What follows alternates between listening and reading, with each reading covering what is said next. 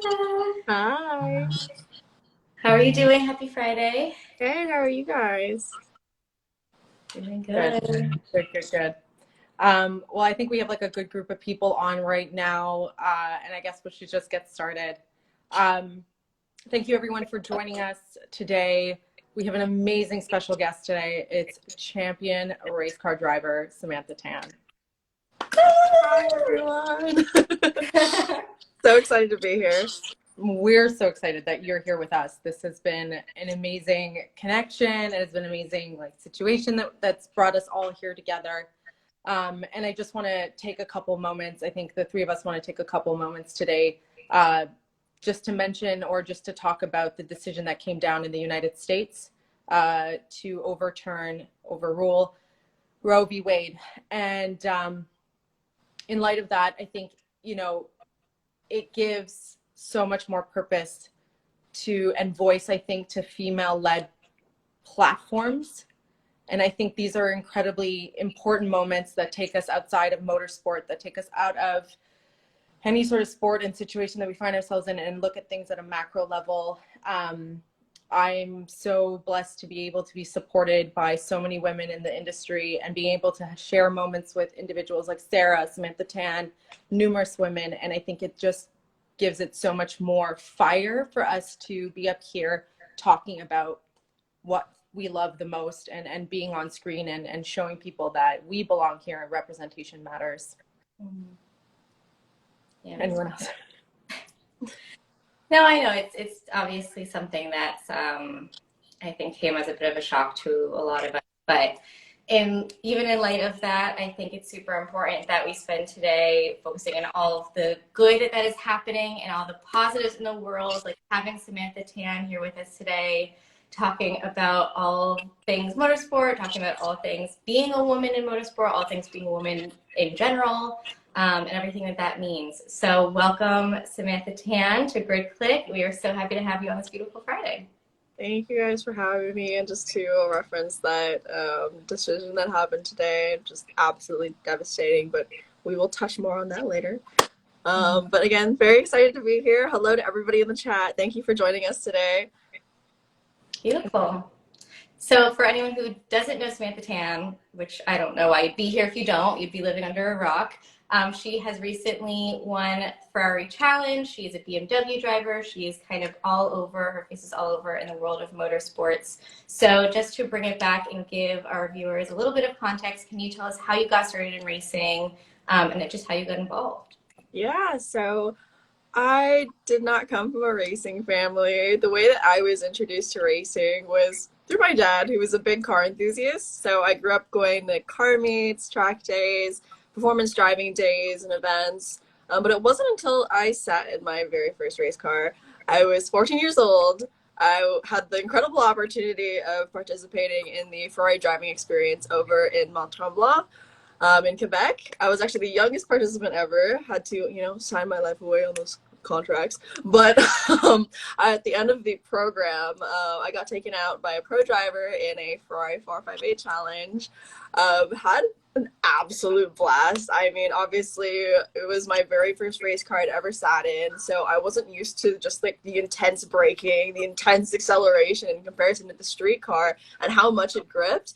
But as soon as I got out of the car, I was like, that's it. I'm going to become a race car driver.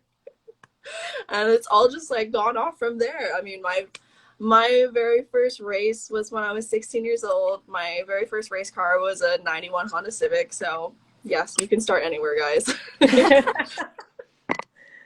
Always start somewhere. You have to start somewhere. And then like looking back on your career since you were 16, was there ever a moment where you thought, okay, I'm here, I've made it? Like, yeah, I mean, I feel like I've had so many of those moments throughout the course of my career.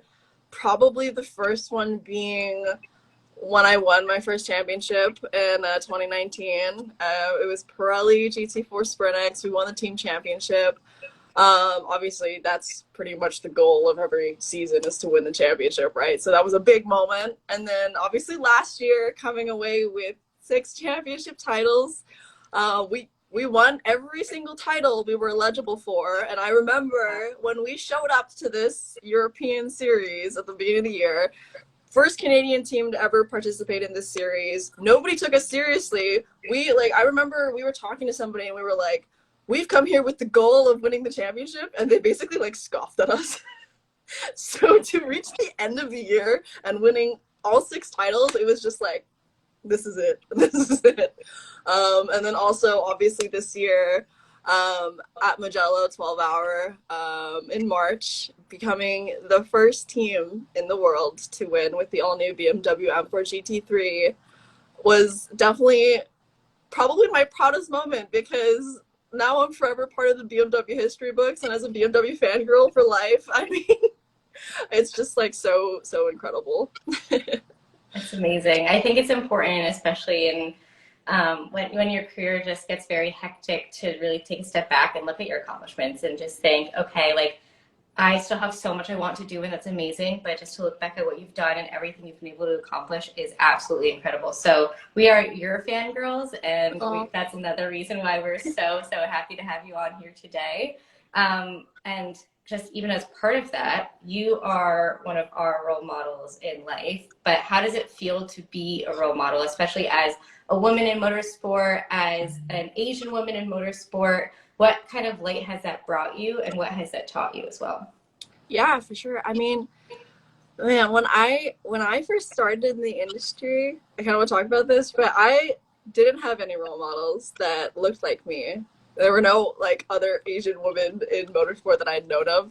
And it was really difficult, I guess, like figuring out how to navigate the racing world by myself to the best of my abilities.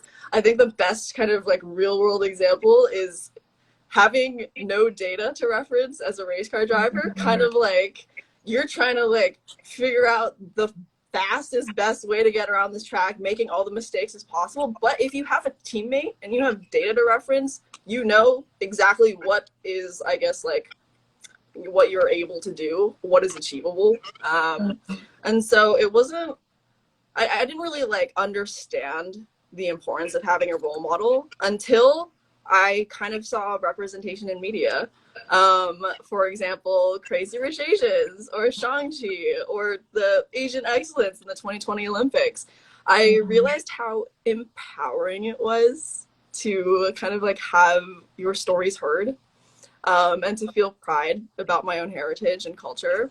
And I've kind of spoken about this in the past. I don't always admit to being a role model just because I think I'm just out here trying to do what I think is right. And I'm just surrounded by so many successful peers. I always feel like there's more that I could be doing, but I do think of myself as a role model because I've seen firsthand the impact I've had. I always feel so incredibly happy when I have young girls come up to me saying that, you know, they got into cars because of me, or that they got into racing because of me. And even people who are like, oh, you've inspired me to start following my dreams. Like, it's such a happy moment for me. But I think it really just circles back to this importance of representation, right? I firmly believe that if you can see it, you can be it. And I guess I recognized early on that how important it was for me to become the representation I lacked in a sport that deserves diversity. Absolutely. That is incredibly important. And you just recently posted a TikTok about what motivates you. Did you want to, I think it's really pertinent here. Yeah, for sure. I mean, if anybody was watching my race this past weekend, I unfortunately was involved in an incident that took me out in the first 15 minutes of the race. It was very, very discouraging, and it's moments like those that kind of are just like, oh man, why am I putting in all this work if like there's situations like this that happen? But again, it circles back to, I guess, my motivations and what motivates me. And my ultimate goal is to be the first Asian woman to win Le Mans. Obviously, part of the representation thing, I just think it would be so monumental for people to see that. But yeah, I mean, that's how I continuously pick myself up off the ground. I mean, just being super committed to my goals and realizing that I deserve to see my potential. I deserve to see my hard work pay off. And that's what gets me through every day.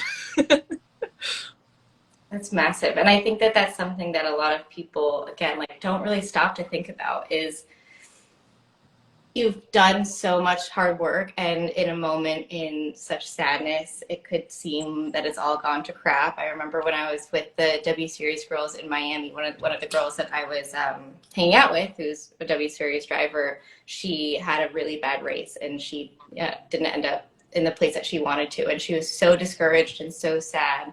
But then at the end of it, she's like, wait, this is the first race of the season. Like, I have the rest of the season to go. I have so much to look forward to. And it's always about, again, like picking yourself up and dusting yourself off, which I think you've done an amazing job of this weekend. And again, that's just like so inspirational. And even just to go back to the earlier question of like the importance of role models and such, you know, the reason why Samantha and I started this platform was because we didn't see any women in motorsport. We didn't see that representation. And we knew that there were women, we knew that there were stories, that we just didn't know where to find them. So it's amazing to have women like you speaking up and talking about your story and being open and being transparent. And that's just kind of the most that we can hope for, and that young women who want to get involved in motorsport can hope for. So just thank you from the bottom of our hearts for doing that. Thank you. And then like props to you guys, especially for giving us a platform to speak about our stories. And I like the idea that you were talking about, you know, collecting data to race your race. But really, I think also it's like, there's no data out there on a race car driver like you. Like, you can literally create that data for other people to follow in that footstep. You can carve the mold. So it's, I like challenge you to think of like data that way. Like, you're out there creating that data for other people to collect and navigate the race car world and the motorsport world. So when you hit those moments when you're like, okay, this has happened.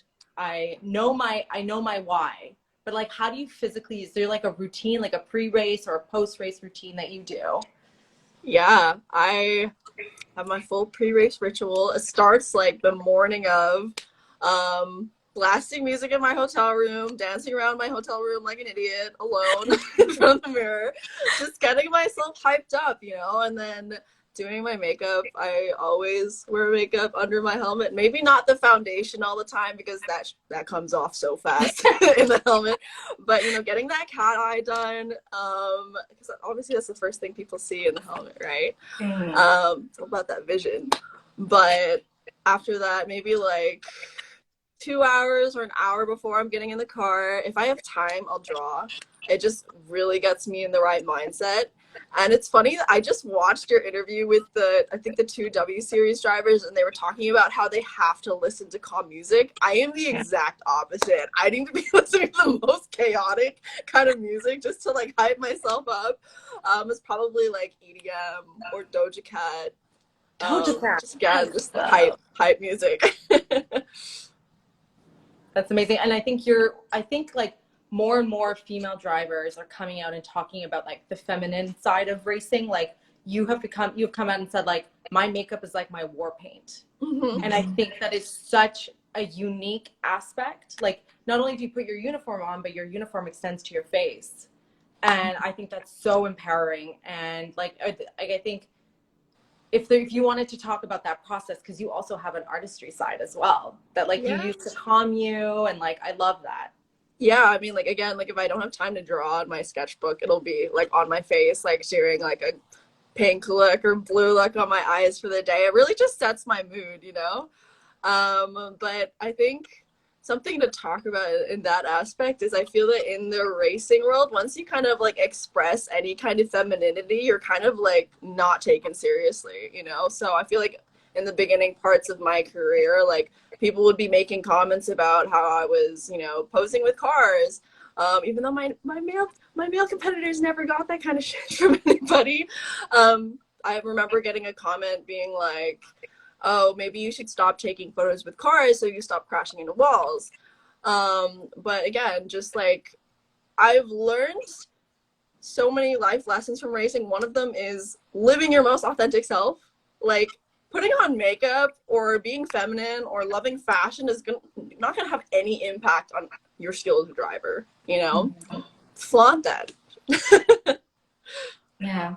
I love that. I think that so much of the time, especially in corporate environments, or even as we're talking about the government, which again we can go into later, it's we're always told to kind of dumb down our personality so we're taken seriously.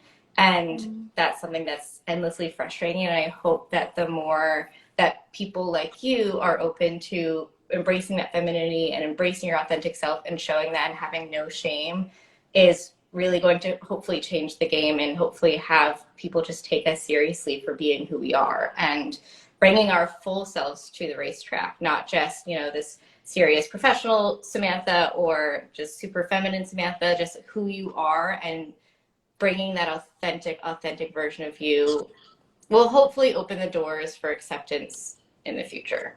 For sure. And I think like some of those like hate comments is also a part of what motivates me. I mean, like, there's no better feeling than proving people wrong. Love that.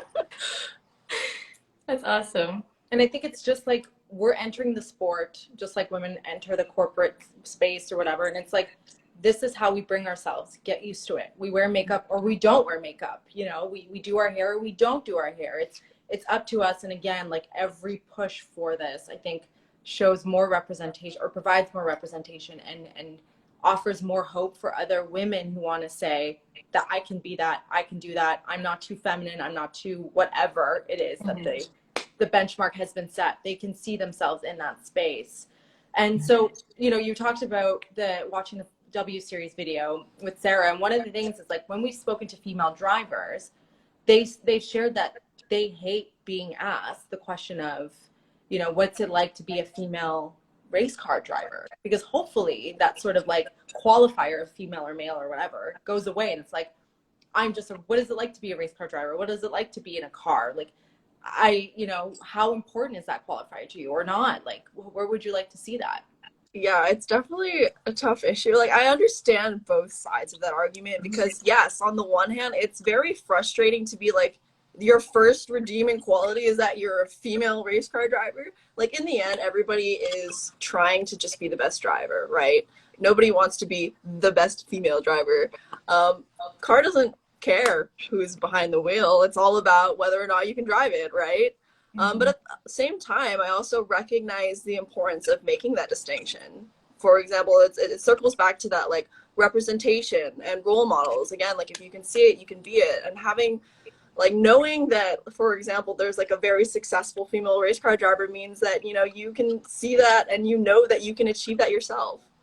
So that's my view on that.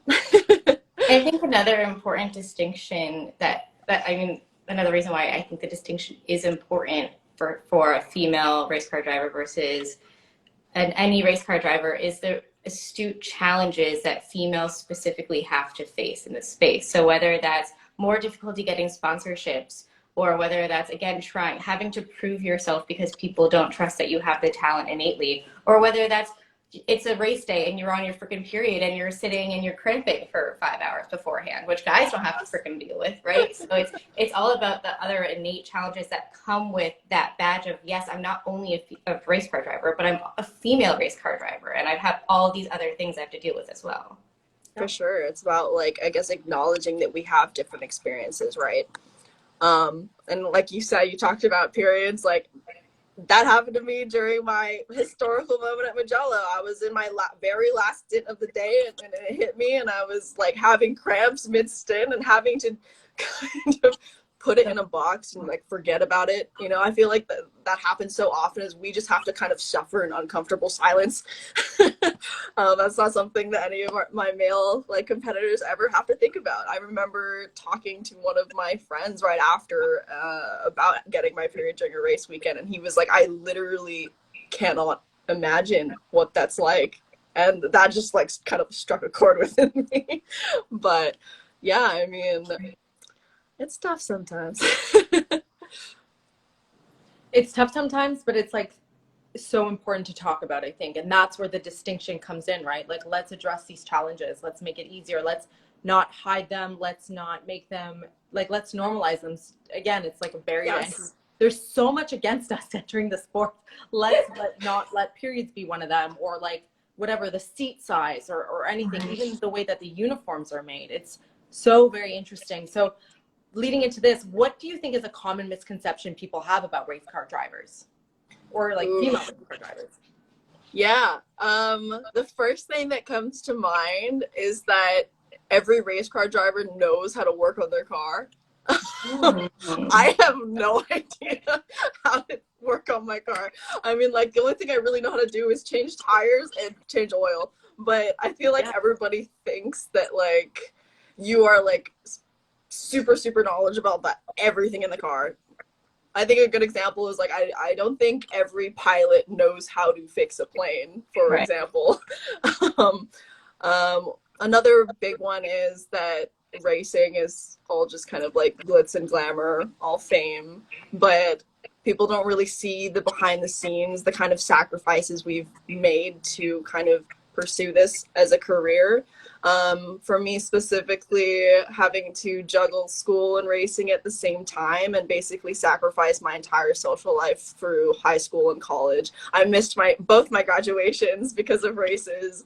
And just, yeah, making those kinds of sacrifices to succeed in this sport. Sometimes there's a lot of miserable lows in racing, and I feel like social media has kind of added to that problem on how we show kind of only the highlights. But I've really tried to make an effort on my page to show, you know, there are bad times in racing, and we're you know, we're all human. We all make mistakes. Yeah, 100%. Is there a stereotype of drivers that you think is true on the flip side? Everything is a competition. I think everybody can relate to that, at least in the racing world. Board games, I'm gonna win that. So I was actually having a conversation with some friends the other day, and I know this is something that us three spoke about a few days ago as well. But how do you balance being, you know, off track, a very kind, compassionate, caring human being, with also being this super competitive, you're in it to win it, kind of like killer attitude in the car? How do people understand that? Do people not understand that? Like, so the reason why this came up in conversation with my friends the other day as well is because we were talking about Mick Schumacher, and they're like, yeah, like people think that he's just too nice to be a race car driver. And I'm like, it's not the same, I don't think, but maybe I'm wrong. No, definitely. I think that was definitely a misconception people had about me as well. Because I think I'm literally like one of the sweetest people you'll meet in the paddock. But I am a menace on the track. I don't know. I'm able to, like, once the helmet goes on, it's all about just like the competition. You know, we're all out there trying to give it our best shot. And just because you're nice off the track doesn't mean that you can't be competitive on the track. And that's why Ayrton Senna was one of my favorite role models, was because he was that kind of person. He was a great person off track, but he was like one of the best drivers out there, right? Yeah, and I think that also reminds me of Sebastian Vettel as well. You know, he's someone that off track, he talks a lot about societal issues, environmental issues, and then obviously on the track, he's a world champion. But to kind of switch back into what we were discussing before, we've seen motorsports drivers use their platforms to talk about political issues, societal issues, environmental issues, etc.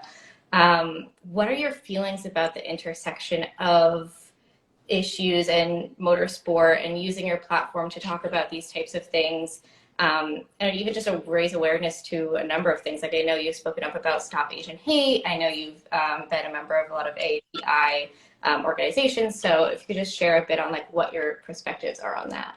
For sure.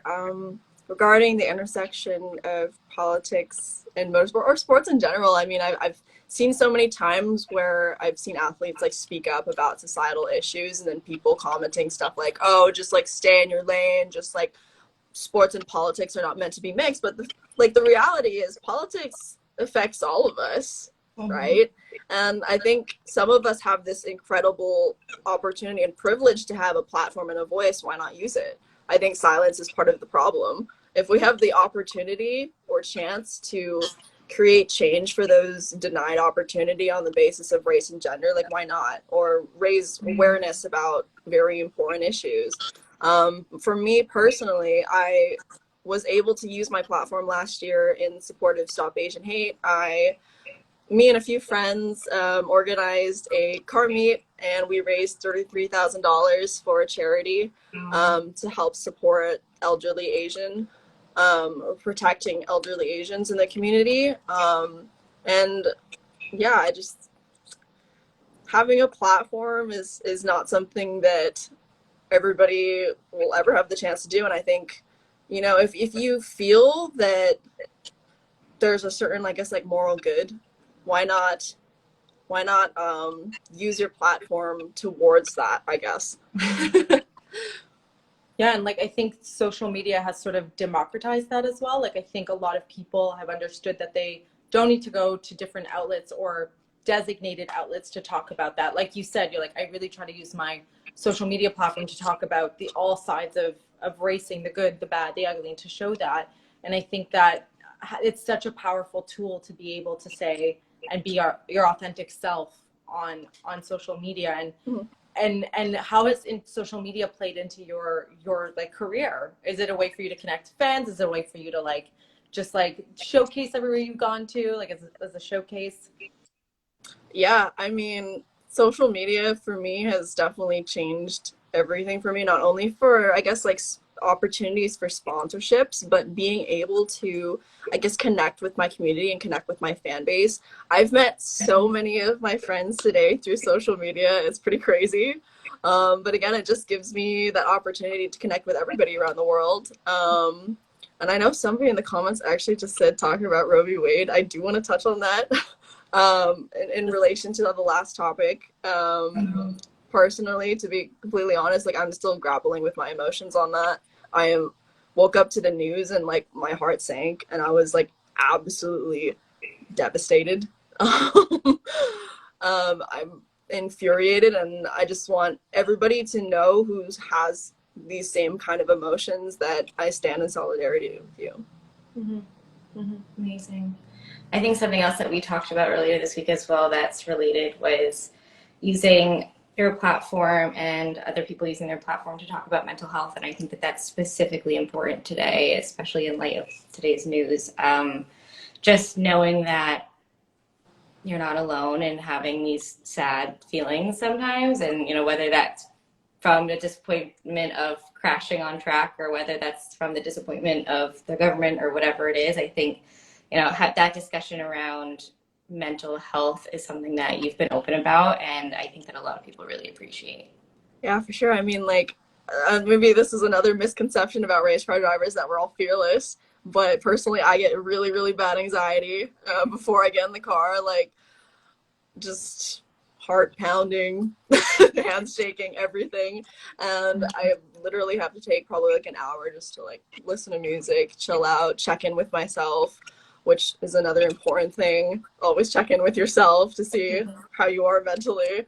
But yeah, I think social media has, you know, given us the opportunity to show people, yeah, like you said, that we're not alone in a lot of these, I guess, situations. And to connect. Yeah, yeah. Absolutely. Now, turning towards like that driving, is there a track that's your favorite? Yes. So my dream track is Spa, which I'm actually heading to next month to compete in the 24-hour Spa, one of the probably one top 3 endurance races in the world. Very, very excited. 65 cars on track expected. But I've never raced there before, but it's a very, very famous track. One that I have raced at is Mugello. I'd say that's probably my favorite track that I've driven so far, just because it's so flowy. It's very high speed, and the scenery is just absolutely gorgeous. I know you're probably wondering, like, how do I have time to look at the scenery? But the front straight is so long, and it's literally like facing the mountains, so it's just absolutely gorgeous. And little fun fact: the straights, even though like that's probably the fastest you're going on track at any given time. That's the time when us race car drivers get to breathe. When we get to like remind ourselves to kind of like loosen our hands and take a deep breath, make sure we're breathing properly, check everything on the kind of like dash and everything. Yeah. That's like wild to me because I think you had brought that up in like one of our pre-interview chats, and I was just like, what do you mean this? You can appreciate the scenery? Like, how fast are you going? But it's like literally a moment for you to be like, huh. Because I think at the last Mugello, like I think it was a Lando or someone had mentioned something about the scenery, and I'm like, why? Like, you're going so fast. Like, look ahead. Is there a bird? Like, So you mentioned you're going to Spa for the first time. How do you prepare for a track that you've never been to? Yeah, so if I have the opportunity, I will use a simulator. Thankfully, thank you BMW Motorsport for bringing me out to Germany to use their kind of like, I think, Formula One kind of status simulator. It was intense, okay? There was like a monocoque. It had full like force feedback. The braking was actually probably more difficult than the actual race car, but it was like full projectors, and they had like data from the other factory drivers that I was able to follow, and I was actually able to learn Spa that way.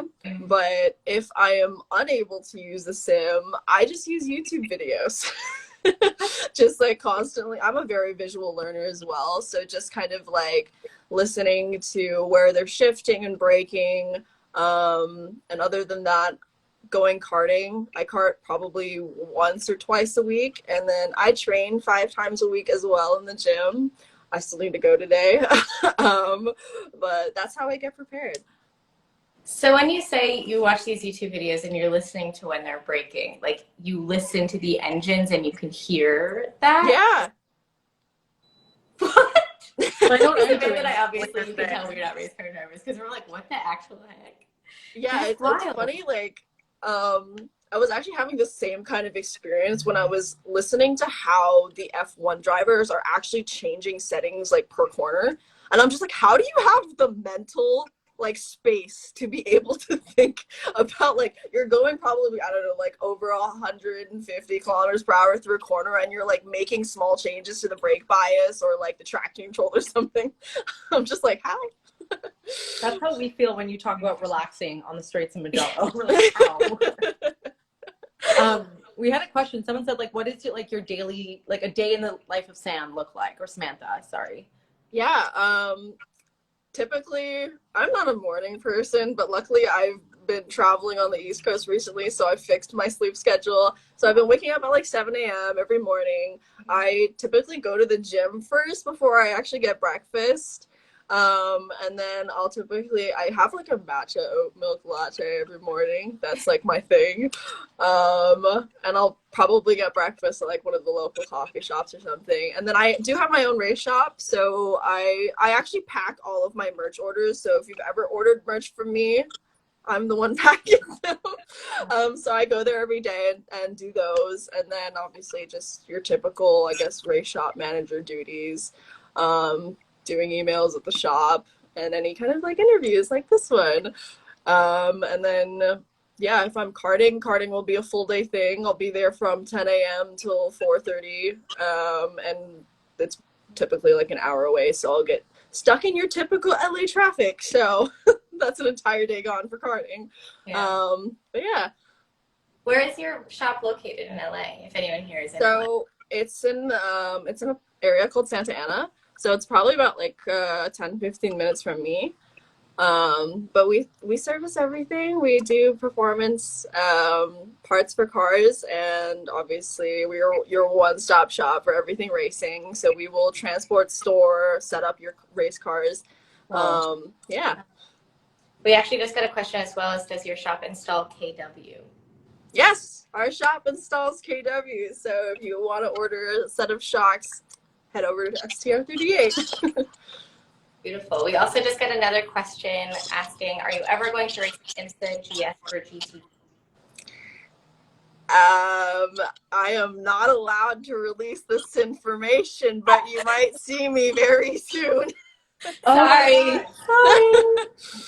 You heard it here first. That's amazing. That's awesome. Yeah, I'm very, well, I can't say I'm very excited because we haven't released this information yet, but IMSA has always been one of my goals in my trajectory towards Le Mans. Obviously, it's one of the top sports car series, and being able to compete against the world's best athletes or best drivers. It's just, wow, what an incredible opportunity. That's amazing. So just remind us, is your next race the 24 hours at Spa, or do you have a race before that? Well, you might see me at Ferrari Challenge Indianapolis midway through July. It's dependent on the supply chain issue of getting parts. But if not for our challenge, then yes, my next race will be the 24-hour Spa. I'll be busy all month preparing for that, so I'm very, very excited. So we got a question as well. It's like it wasn't on the front, but someone, and I don't know if it's like Vogue or Vanity Fair, they do something similar to this, but they asked, what's in your carry-on? What's in my carry-on bag for the plane? My helmet. Oh, I hand carry my helmet. I will not put that in the check-in. No. So that's today. typically all that's in my carry-on. It's my helmet, obviously my wallet. I've got my little like makeup bag of like emergency makeup bag, like your mini like travel size editions. And then all my chargers, some snacks probably. Always snacks. So another question that we got was, do you ever see yourself racing in F1? And I kind of want to bring that a bit further is, where do you see your career going? Where do you want to end up? Kind of what's like your big goals in your career? So when I first started, F1 was my goal. I didn't obviously know anything about racing. I didn't know that there was already a female driver in F1, but that was my goal, was to be the first woman in F1 as a small little like 7-year-old girl. But I sat in my very first Formula car, I think in 2017. It was a Formula 1600. It was incredible. I mean, like how late I could brake in comparison to, I was driving a BMW M235 at the time, which literally felt like a boat in comparison to this Formula car. It was an absolute blast, but unfortunately, as many people know, funding and sponsorship is kind of everything in racing, and to go with the Formula car trajectory was just like, it was so expensive. It was way too expensive. And also, I personally really like the whole like rubbing is racing idea part of sports car racing. I like bumping into people, not intentionally, okay, but like, the very close racing moments. You can't really do that in Formula cars. You have to like hit them very accurately on the wheel, right? Yeah. Wheel to wheel. But anywhere else, you'll probably break many things. Yeah. But where do I see myself? Obviously, I'm trying to get to Le Mans in the next 2 years. So hopefully next year I'll be in the IMSA Endurance series. Also, hopefully I'll be competing in Asian Le Mans. But hopefully Le Mans by 2024. And then after that, who knows? Obviously, we're going to try to win. We're going to manage expectations. I don't know if we're going to win the very first time at Le Mans, but that is the goal. And just, I guess, sticking around the sports car era. Love it. So you talked about a merch shop earlier. Do you how much do you have in like the design process of it? Like, because like merchandise is a huge, not issue, I would say, but like so many teams, I'm generalizing here, don't consider women in like their fits. So like, I would love to hear from a woman. You're involved. What is the creative process? Yeah, for sure. I mean, I design all of our merch alongside my creative director, George, who has designed our very iconic liveries. We have a new collection coming out very, very soon. But I think we started this collection last year. It's all unisex. I do want to have more like of a women's collection. It's just about, I guess, like moving into the merch space is not something I'm very familiar with either. So this is kind of like a test run, but thank you to everybody who has ordered. I love these hoodies. They're like my pride and joy. But I am very, very involved. I mean, that's one of my like favorite things to do is just like design. And I love that I can add like my personal touch and like how people are kind of like wearing this stuff and showcasing my brand. I remember my dad actually wore our hoodie to an IMSA race, and I intentionally put this little like STR logo on the hood, and somebody actually noticed it and was like, wait, I know that team. So that was like super cool. But yeah. It's amazing. We also had another question asking when or where you can pre-order the next collection.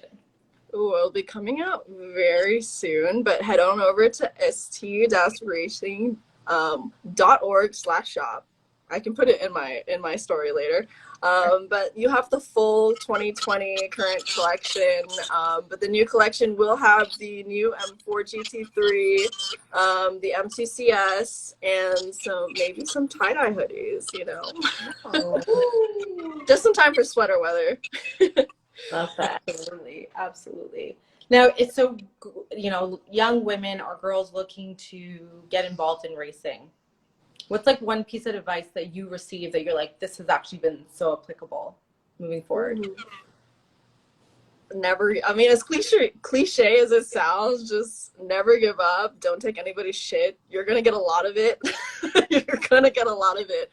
And again, just be yourself. Be your most authentic self. Be proud of who you are. I mean, that I think it leads into the whole sponsorship thing and building your own brand, being unique, I guess, and then showcasing that. So we had another question come in earlier about what is your daily, so what is your daily car? And then can you also talk about how you just got into cars in general, because we know that you're like a supercar fan. So how did that come to be, and like where does that love stem from? So I think it all started obviously with my dad. He had an E36 M3 when I was so a did my kid. dad. Oh, That's so weird. twins. Sorry, small world, guys. But he would drive me to school every day in that thing, and that's where I kind of developed my love of speed. My mom used to call me a speed demon, actually, because like in my baby seat in the back, I'd be egging him on to go faster. But that's what sparked, I guess, my joy of cars and my passion for BMW. My daily driver today is the car I learned manual in. It's a BMW 1M. They only made them for 6 months. It's a very unique car, but I've had it ever since. I don't think I'm ever going to get rid of it. I've had so many memories with that thing. I mean, it holds a very special place in my heart. It's kind of like my best friend, as weird as it sounds. Yeah. You spend every day with it. Like, why not, right? Like, Yeah. I do my best thinking in the car, and I'm like, I would like to think it's listening to me, you know, like, so I don't feel crazy. There's something about like going on a late night drive, blasting music, you're all by yourself in your car. I don't know, it's just a vibe. What would be your dream car, Joe? I have so many. That is such a tough question. Oh my god. Maybe I'll pick top 3. An F40. Okay. I want an R34 GTR. Wow. And I want an E36 M3. I know. Does your dad still have his? No, he got rid of it like I think when I was a kid, unfortunately, much to my dismay. Well, if my dad ever sells his, I'll let you know if I don't buy it first. I was looking back on your Instagram, and like I saw that you were at Miami for their like debut Formula One track. How was that experience? Talk us through it. Like, what'd you do? Who'd you see? Who'd you talk to? Like, you know, yeah, it must have been a great exposure opportunity as well. Yeah, that was definitely another one of my I am here and I've made it moments. Because I had the incredible opportunity of hosting the Tag Heuer event and interviewing Max and Checo. I don't think I've ever been so nervous in my entire life. You know, you get told you're going to be interviewing the world champion, and you're like, no way. Because that's kind of like every racer's dream is to be an F1, right? And this guy is somebody who's absolutely made it in every sense. But I was initially going there with my dad just for fun. But then I ended up getting a lot of these like obviously awesome work opportunities. I got to go to a Puma Motorsport event. I think it was on the Thursday. It was a car meet. Got to see lots of super cool supercars. And then what was Friday? I think Friday was probably the Tag Heuer event. They did a little like go-kart race between Max and Checo that I commentated. Max did win. But then I got to interview them for, I think it was like 15, 20 minutes. I don't know. It was a blur. It was a blur for me. But I did get to ask them actually on topic. I asked them about whether or not they thought there would be a female F1 driver in their lifetime. Oh. And I definitely caught both of them off guard. Great. Max was very, very respectful. I mean, he said, like, you know, there's a lack of kind of like resources and opportunities for women in motorsport, but he basically said he didn't think it's impossible, but it's going to be very difficult. Checo, on the other hand, maybe not have been so nice. He was very respectful about it, but he kind of like insinuated that he didn't really think that there would be a female F1 driver in his lifetime. I didn't really pick up on the cue. But overall, I mean, I went into it kind of with the kind of idea that they would be very reserved, just from what I'd heard from, obviously, Drive to Survive and other people's opinions, but they were both literally the nicest people ever. Very polite, very professional. Max actually DM'd me after saying, like, it was so great to see you host and good luck in your upcoming races, which was super, super nice. And yeah, it was overall just like, I mean, being able to be on stage with two F1 drivers, like, holy, never in a million years did I ever think I would ever reach that point. But you belong there. And we're happy to see it. Yeah. Someone had asked, what were your idols as a child? My idols, Ayrton Senna, really. I guess in racing specifically, Ayrton Senna and any of my teammates. Obviously, Nick Whitmer, John Miller has been on my team as well. And then my dad, of course, he's been my biggest support. I wouldn't be where I am today without him, and I admire him in every sense of the word. We have about 5 minutes left, so people throw in your questions. But Samantha, you had said something in our pre-interview that like stuck with me, and I want to bring it up. And you said motorsport deserves diversity. It does. I would love to see. I mean, people have always asked me about, for example, like women in motorsport, and I think the most recent statistic I'd seen was that 3 out of every 1,000 drivers are female. And I'd love to see a point at which it's kind of like a 50-50 split. Obviously, with more and more initiatives like NASCAR's Drive for Diversity, IMSA's Drive for Diversity, W Series as well. I think we're making a lot of progress, but we've still got a lot of work to do, ladies. And it's conversations like these that help, you know, inspire the next generation. What else do you think could be done in order to support that initiative? So obviously not just women, but people of all genders, nationalities, backgrounds, colors, everything. You know, is there something that you've seen that has worked in the past, or you know, maybe we don't have all the answers today, but just curious to know like what kind of that path forward looks like.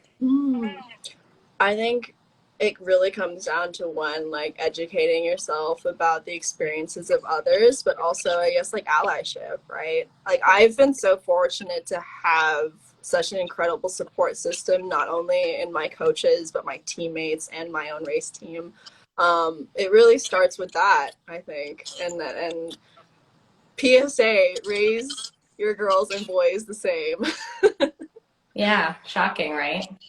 Absolutely. And like we're seeing that allyship come out more and more, which is amazing, like through Sub Vettel. And like, you know, also when it, you know, when there's something that's happening, a lot of times, how do I frame this? A lot of times when something happens in the news, people are hesitant to say something.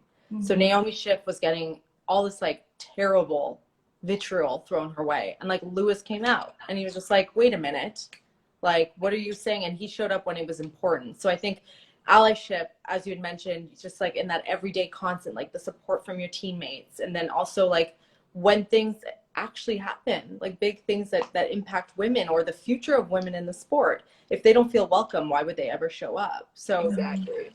Really good point to bring up. Yeah, absolutely. What is something about motorsport, like we have to end this on a positive note, that you felt is like has been just like so positive in your life that you're like, I've never felt more welcomed? Or like, you know, some people say like, I could just do the job and I'm happy to be there to do the job and have my coworkers. That's what we've had past guests say. Mm-hmm. I think probably one of my races earlier this year at COTA, when I was the first woman to pole and first woman to win in Ferrari Challenge North America in the Pirelli class. I felt so, I guess, welcomed and celebrated like after that win. I had so many people stopping me in the airport, like random people being like, "Oh, I heard a girl won the Ferrari or like the race at COTA this weekend. Like, was it you?" Because I was wearing my podium hat. But literally every leg of the way back to California, I had somebody stop me to say like, "Congratulations on your win," and it felt so good. Yeah, when you're a champion, it doesn't matter what like gender you are. You're just there. Like, it's amazing. I love the idea of like some people going through the airport just like scouting women, being like, "You, are you the winner? You the winner?" Like, it was a great day. I think it was Women's Day as well. It was Women's Day. Wow. That weekend, and it was like me and out of 20 drivers to be like number one. Like, it was pretty crazy. And to have I also got track record that weekend, and I was on my period, so Wow. FYI. That's incredible. I know that we're wrapping up and we probably only have a few minutes left. Again, like if there's anyone that has any questions, please add them in, because we do only, Instagram like cuts us off after an hour. We can't even pretend to go on longer because we'll just get cut off.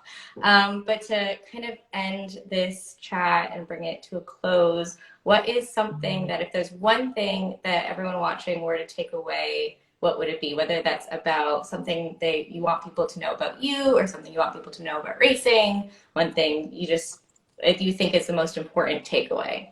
Great question, Sarah. That's tough. One thing to take away is, or even just one thing that you just want to talk on, like any like topics that you feel like are really important to talk on. I think one specifically was you saying earlier, and especially in light of recent events, that you are not alone.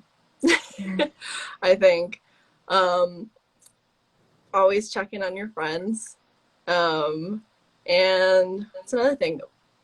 Be deeply proud of who you are. I think has shaped my successes today, and making that realization. So yeah. I love that. And if you're driving down the Mugello Strait, look up. There's some mountains. There's beautiful mountains, and there's amazing food there. They have the best pasta. Obviously, it's Italy. Oh yeah, I was simping over the pasta plates you were posting. Like, you were in this like beautiful wine cellar, and all I cared about was that pasta. I was like, I think there's been so many takeaways from this.